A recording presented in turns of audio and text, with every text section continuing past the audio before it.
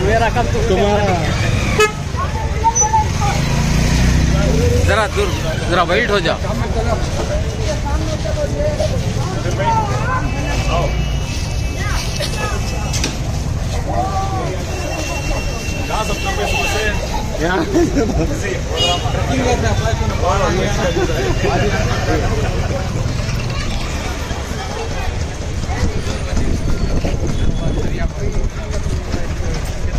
मजीद सबके पास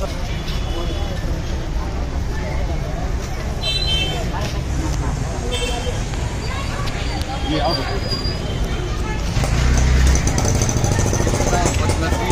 सफर जमीन के नाम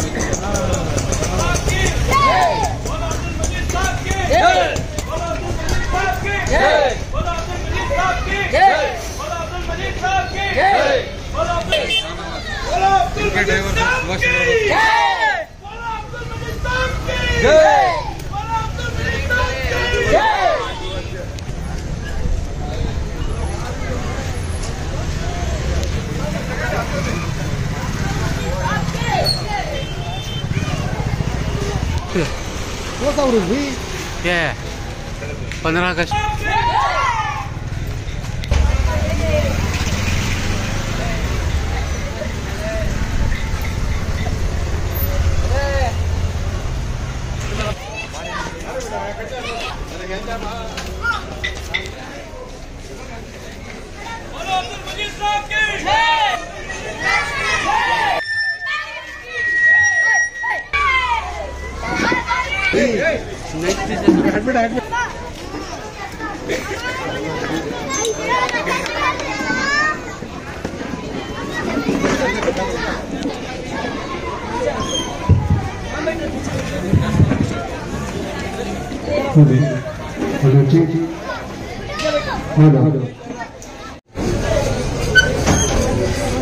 social democratic party of India ward number 33 के जानिब से यौम आजादी के इस मौके पर ऑर्गेनाइज किया हुआ इस पब्लिक प्रोग्राम का सदर जलसा वार्ड नंबर 33 के प्रेसिडेंट अमजद भाई, हमारे स्टेट वर्किंग कमेटी मेंबर मौलाना नूरुद्दीन फारूकी साहब, डिस्ट्रिक्ट प्रेसिडेंट रफतुल्लाह खान साहब, district general secretary Mohammad Shafi साहब और स्टेज पे तशरीफ फरमा डिस्ट्रिक्ट के लीडर्स, इस मोहल्ले के जिम्मेदार हजरात, मेरे सामने बैठे हुए भाइयों बहनों बुजुर्गों बच्चों और मीडिया के जिम्मेदार हजरात, सबसे पहले मैं आप तमाम लोगों को यौम आजादी का मुबारकबाद पेश करता हूं। बहुत खुशी की बात है, मैं शुक्रिया अदा करता हूं हमारे वार्ड नंबर 33 के जिम्मेदारों को। आज का इस मौके पर आप बेहतरीन तरीके से आज सुबह से लेकर प्रोग्राम ऑर्गेनाइज किया। हम लोगों को यानी तमाम लोगों को याद दिलाने का एक कोशिश किया, हमारे बुजुर्गों ने इस देश के लिए क्या कुर्बानी दिया, उनका कुर्बानी के बारे में एक रस्ते एक मीनार मस्जिद से लेकर यहाँ तक जितने भी हमारे जिम्मेदार हजरात आजादी के लिए जो जंग लड़े थे, कुर्बानी दिए थे, उनका फोटो और उनका जो ब्रीफ हिस्ट्री डालकर हमारे को और एक बार उन कुर्बानियों का याद दिलाने में हम लोग को मदद किया। शुक्रिया आप लोगों का, वार्ड नंबर 33 का जिम्मेदार भाइयों बुजुर्गों मां बहनों, हम जिंदा, हम सब तमाम लोग जिंदा है ना? क्या खामोश होगी? जिंदा है नहीं? तो जिंदा होने का एक सबूत जो है इस देश में, हम हम जिंदा होने का एक सबूत है कि हर नाइंसाफी का खिलाफ, हर जुल्म का खिलाफ खड़े होना, उसके लिए बात करना, उसके लिए जद्दोजहद करना। देखिए, आज खुशी के साथ हम यौम आजादी का दिन बना रहे हैं। जैसा कि इधर बात आया, सुबह से लेकर अब तक हमारा प्रोग्राम, अलग अलग प्रोग्राम किया, फ्लाग होस्ट किया, मिठाई बांटे, खुशियां मनाई। क्या इस देश को आजादी दिलाने में जो जद्दोजहद हुआ, जो कुर्बानियां हुआ, हजारों लाखों लोग शहीद हुए, इनके बारे में सोचे या फिक्र करें, इनके लिए दुआ करें हम लोग। हम आजादी से बहुत आसान से आजादी मिले ऐसे समझते हैं, ऐसा नहीं है भाई। लगातार 300 साल, कितने 300 साल जद्दोजहद किए हैं। शहीद मिलत टिप्पू सुल्तान रहमतुल्लाह अलैह से लेकर बहादुर शाह जफर साहब से लेकर भगत सिंह से लेकर सुभाष चंद्र बोस को लेकर महात्मा गांधी जी, नेहरू जी के साथ अब तक अबुल कलाम आजाद, हजरत ख्वान तक की जितने भी लोग, हजारों नौजवान, हजारों जो हमारे आर्मी के लोग जद्दोजहद करने के बाद 300 साल मुसलसल जद्दोजहद होने के बाद हमारे को हम आजादी मिला। आजादी मिलने के बाद जो अभी 70-75 साल से जो हुकूमत होने का है, इस हुकूमत में जो लोग, जो जिम्मेदारों ने, जो बुजुर्गों ने हम लोग को आजादी दिलाए थे, उनका एक ख्वाब था, एक सपना था, एक सोच था, एक फिक्र था, इस देश का हर बाशिंदे खुशहाली के साथ बेहतर जिंदगी करे, तवफ़्फ़ुज़ के साथ जिंदगी करे और आजादी के साथ जिंदगी करे।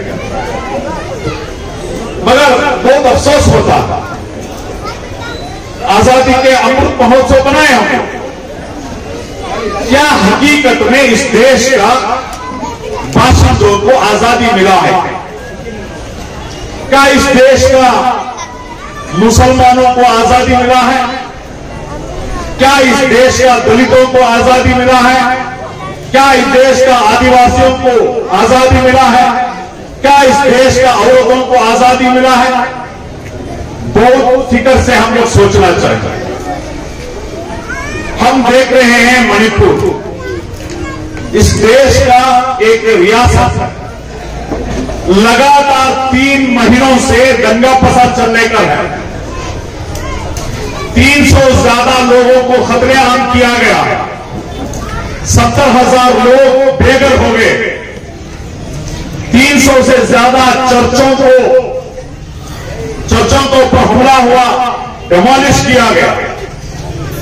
देवलों के ऊपर भी 17 देवल भी तोड़ा गया, हमारे माँ बहनों का इज्जत लूटा गया, उनका कपड़े निकालकर एक रैली के शक्ल से लेके जा रहे हैं।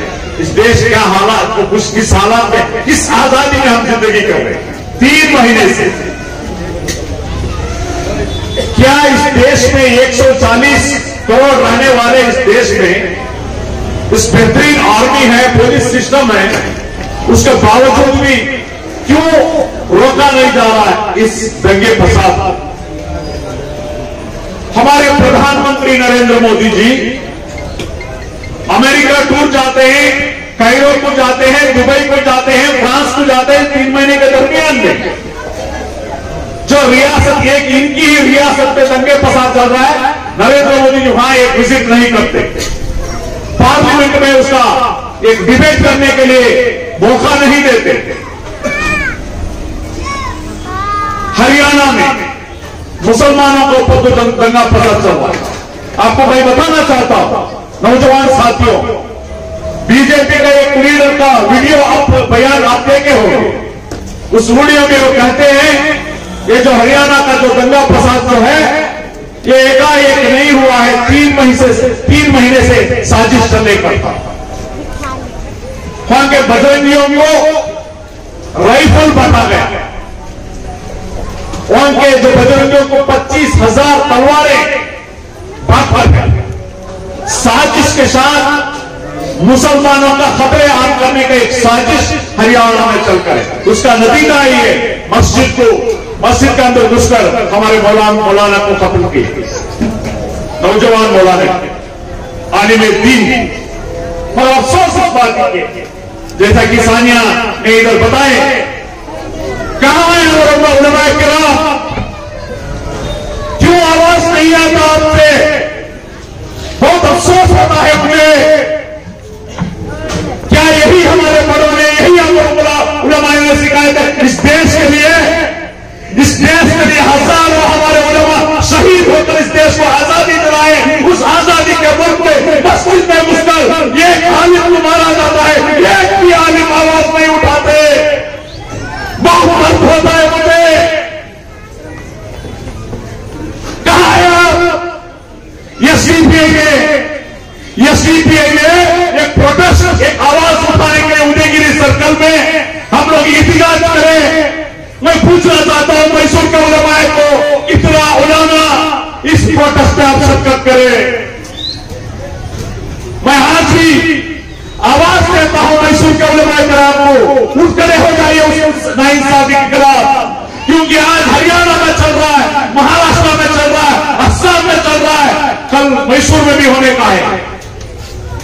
उस दिन दूर नहीं है। तो हम इस जो नाइंसाफी को, खतरेआम को हम लोग रोकना है, करना है। इसलिए मैं बताया हम जिंदा है। हम जिंदा होने का जो सबूत हम दिखाना है कि हम हर नाइंसाफी के खिलाफ आवाज उठाना है।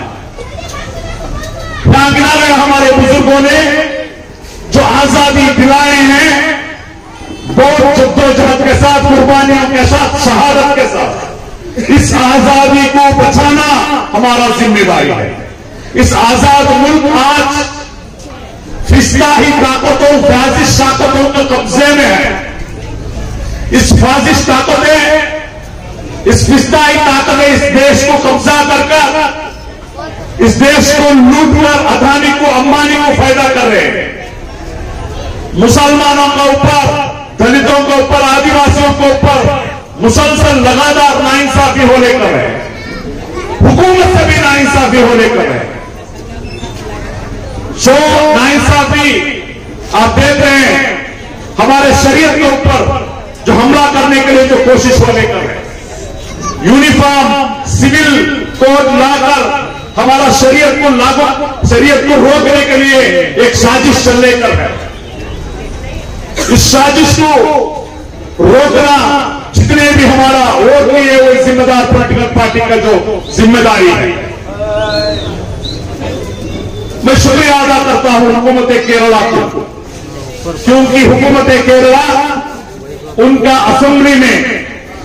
असेंबली में ये पास किया कि यूनिफॉर्म सिविल कोड का खिलाफ है, हम लागू नहीं करेंगे। मैं आज का स्टेज पर, इस इंडिपेंडेंस का प्रोग्राम से स्टेज पर हमारे चीफ मिनिस्टर सिद्धरामैया जी को मैं इधर से एक रिक्वेस्ट करता हूं, हुकूमत कर्नाटक का भी एक डिसीजन लेना है। असेंबली के अंदर कर्नाटक में हम यूनिफॉर्म सिविल कोड को लागू करने को नहीं देंगे और इसका खिलाफ हम उठ के कर हम प्रोटेस्ट करेंगे। क्यों ये बताना चाहता हूं, मैंने भाइयों बुजुर्गों दोस्तों याद दिलाना चाहता हूं मैं कर्नाटक असेंबली इलेक्शन को। इस असेंबली इलेक्शन में जो हुकूमत आज कर्नाटका में है, ये आपका और दलितों का बदौलत है। जो वोट कांग्रेस ने वोट किया है, उस वोट पे 60% वोट जो है मुसलमान और दलितों ने दिया, SC/ST ने दिया। 70 लाख मुसलमान वोटरों में 50 को 5 लाख मुसलमानों ने वोट किया ये बात। उसमें 50 लाख वोट कांग्रेस को मिला है। 50 लाख का वोट का माना जो वोट कांग्रेस ने लिया है उसमें 30% वोट मुसलमानों ने दिया। बदले में मुसलमानों को क्या दिया है मैं पूछना चाहता हूं। मैं पूछ ये इसलिए आपने करता हूं जो इतना बड़ा कुर्बानी, इतना बड़ा वोट आपको लिए हैं यूनिफॉर्म सिविल कोड के बारे में असेंबली में, जो उसके खिलाफ एक रेजोल्यूशन पास होना चाहिए, ऐसा एक संदेश देना चाहिए। देखिए, मैं याद दिलाना चाहता हूं नौजवानों को, जो असेंबली का इलेक्शन होने के बाद करीब करीब 10 तक जो कैबिनेट मीटिंग हुआ, एक भी कैबिनेट मीटिंग में अब तक जो 2B रिजर्वेशन को निकाला गया वो दोबारा लाने के लिए चर्चा नहीं हुआ। ऐसा इंसाफ करते हैं हमारे बारे में, क्योंकि हमारे वोट देते हैं, हमारे इंसाफ देने में ये लोग जो प्रियोरिटी नहीं देते। दूसरा, कहीं चर्चा हुआ 2B रिजर्वेशन को निकाला गया था, उस टाइम में तमाम पॉलिटिकल पार्टी भी खिलाफ आवाज उठाई थी, जो प्रोटेस्ट की थी, कांग्रेस ने प्रोटेस्ट की थी। आज कांग्रेस हुकूमत में है कर्नाटक में। मैं पूछना चाहता हूं इस हुकूमत को 2B रिजर्वेशन के बारे में एक जो आपका कैबिनेट मीटिंग में इसको खारिज करने का, इसको कैंसिल करने का डिसीजन क्यों नहीं लेते आप? मुझे हम लोग को ये नहीं बताओ वो कोर्ट में है बनकर, मुझे हम लोग को मालूम है जो एंटी कन्वर्जन जो बिल था, जो एंटी कन्वर्जन बिल भी कोर्ट में था, उसके बाद आप उसके बावजूद भी आप वापस नहीं है। मैं मुबारकबाद देता हूं आपको। अगर एंटी कन्वर्जन बिल जो था वो आप उसको निकालते हैं तो क्यों 2B रिजर्वेशन के बारे में जो है पाबंदी है वो क्यों नहीं निकालते? जो हिजाब के बारे में जो पाबंदी है क्यों नहीं निकालते? जो बीफ के बारे में जो बैन है वो क्यों नहीं निकालते? ये मैं पूछना चाहता हूं आज के स्टेज से। तो भाइयों, बुजुर्गों, दोस्तों, हम लोग इस देश का आजादी जो मिला है, आज जो फैसिस्ट इस्लाही ताकतों पे हाथ कर है, इसका खिलाफ आवाज उठाना, इस मुल्क का आजादी को जो बचाना, आजादी को बचाकर हमारे आने वाले नस्ल को एक बेहतरीन एक मुल्क देना हमारा जिम्मेदारी है। हम लोग जो भी हादसा होता है उस हादसे को आता है जो आज व्हाट्सएप में हम ज्यादा से ज्यादा क्या करते हैं, वो व्हाट्सएप मैसेज को दूसरों को फॉरवर्ड करते हैं, बस हमारा काम हो गया।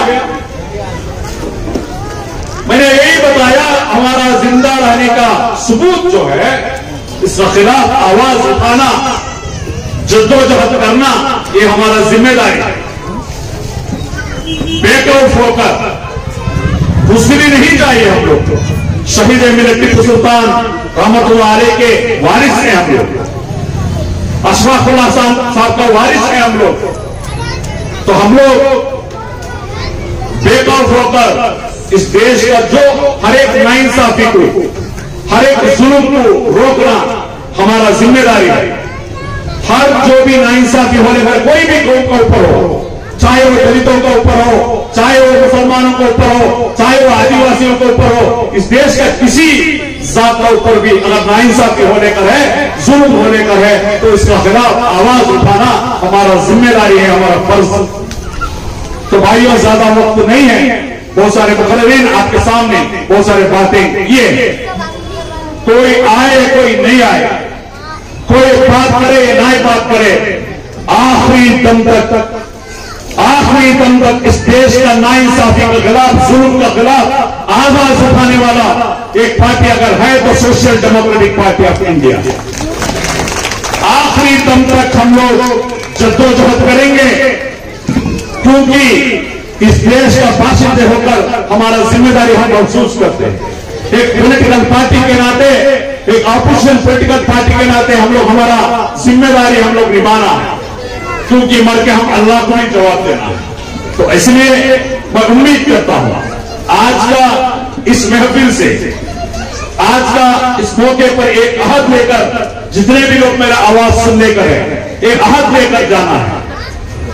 हर जानवर भी जिंदगी करता है, हम इंसान, तो इंसान के नाते हम लोग हमारे हर बाशिंदे को तवफ़ुज़ के लिए काम करना, हर बाशिंदे का बेहतरीन के लिए काम करना, इस मुल्क का डेवलपमेंट के लिए काम करना, इस मुल्क का अमन के लिए काम करना हमारे साथ जिम्मेदारी समझकर कम से कम हमारे घूमना अल्लाह ताला 24 घंटा दिया है।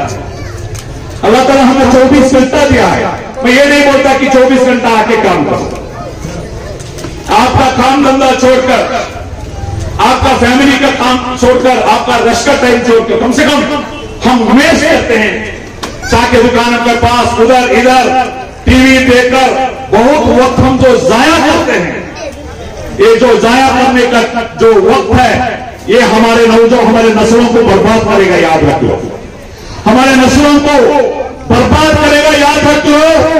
आज हम हमारा वक्त को जाया कर रहे हैं ना, इस वक्त का जाया करने से हमारा जो नस्ल बर्बाद होगा, हमारे नस्लों को बचाना हमारा जिम्मेदारी है। इसलिए कम से कम इस देश के लिए, इस देश का अमन के लिए, जो जद्दोजहद करने के लिए, इंसाफ कायम करने के लिए कम से कम एक दिन में 2-3 घंटे लगाओ। किसी तरीके से आपको क्या क्या तरीके आता है, बोलने वाले तो बोलो, लिखने वाले तो लिखो, जद्दोजहद करने वाले तो जद्दोजहद करो, समझाने वाले को समझाने करो। कोई भी जो काम जो होता है इस मुल्क को बचाने का, अमन में लाने का, खिदमत करने का जो भी है वो काम पे लगना है। यही संदेश, यही पैगाम हम लोग आज लेके जा रहे हैं। इतना ही बात करते मैं जगह देता हूं। अस्सलाम वालेकुम, जय हिंद, शुक्रिया।